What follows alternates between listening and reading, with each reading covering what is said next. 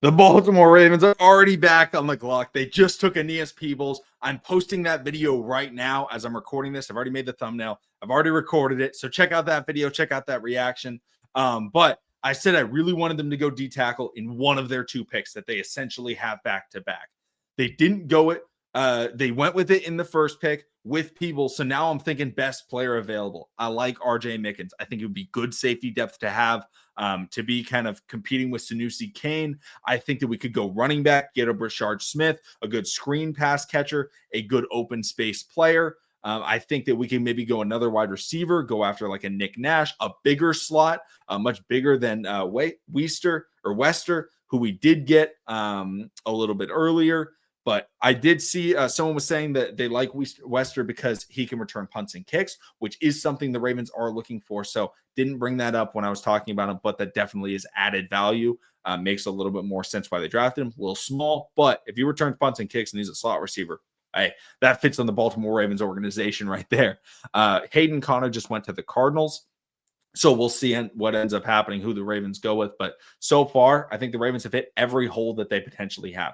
Maybe a one tech is what they potentially need, but there's some really good players still available that do play one tech, but also a lot of times the Ravens love to get their one techs through UDFAs. I would fully expect them to grab someone in free agency after the draft, after today. And as a reminder, I always post a full UDFA tracker for the Ravens and analyze every single player and give a little bit of a scouting report. And then I also do like my 3 favorites, and I will put out a separate video talking about, specific players I think have better chances of making the team.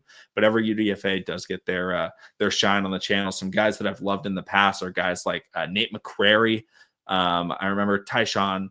I remember that year as well. I talked about him a lot.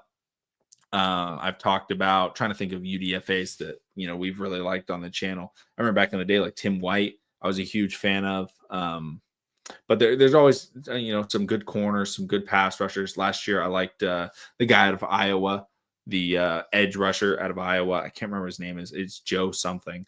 But the Ravens are still on the clock. Minute and 41 seconds left. I'm surprised they haven't turned in the pick. I wonder if maybe they're trying to trade it or something like that, which would be a little bit surprising to me because we have so many picks already. I don't know what trading, unless we trade for a next year pick, I don't know what that necessarily does for us. I'd rather just take a flyer on somebody, right? We have 2 more picks left in this draft class. Let's just take 2 good football players. Take the 2 best players available at that spot. I don't think anybody's like trying to trade up right now. There's a lot of players at a lot of different positions that are available. And I think the Ravens know that. So I don't think anyone's probably going to trade up. And the pick is now officially in, which is exciting. But again, let me know in the comments your guys' thoughts on the Ravens draft so far. Subscribe for more. A lot of content coming in this week. Because this is the busiest time of the year, talking about all the press conference, talking about all of the rookie practices, the rookie mini camps, talking about OTAs eventually when we get to there. Just everything. I'm a huge fan of this time of the year. This is when I pump out the most content. I think it's the most exciting content. It's the most fun content to make is hyping up rookies. Really, like that's what we love to do here. I wouldn't be surprised if the Ravens go running back here because I don't know if we got what we wanted out of Rasheen Ali. Just didn't play very much, wasn't able to really contribute on kickoffs. Maybe we go with another running back to compete with him for that, 4th running back spot or 3rd running back spot, and potentially another guy that can compete at kick returner because we have to remember this is a new kickoff. Okay. So guys that are necessarily like great players. Oh, they're announcing the Baltimore Ravens are selecting. Oh, they just showed that they took Aeneas People. Wow, they were way behind. But they did show they're a couple picks behind, but they're now showing people's highlights on the thing. So Peoples was at Duke.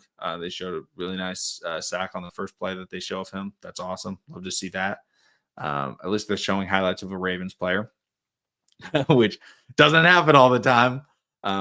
We'll see who they end up taking. But like I was saying, it's a new kickoff. So if you're really good at kickoffs in college, doesn't necessarily mean you have the feel for NFL kickoffs. Punts, kind of the same thing. But kickoffs, whole new ball game. So, we don't know exactly what the best, type of guy is. Is it kind of a more physical returner? Is it a super fast guy? I don't know.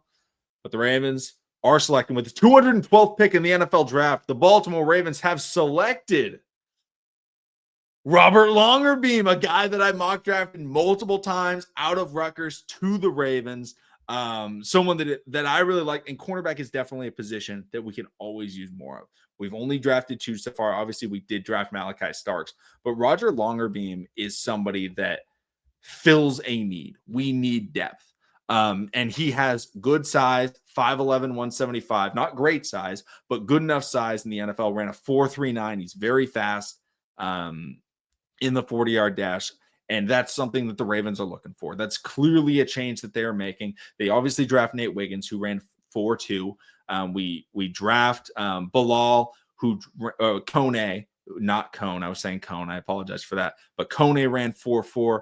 You know, we're tired of getting beat deep. We're tired of having these guys struggle. But Roger Longerbeam is someone that's going to come in and have speed. He provides good depth. I want to see his stats, though, because I don't remember them off the top of my head. So I do apologize that I have to, I don't remember all their stats. I'm sorry.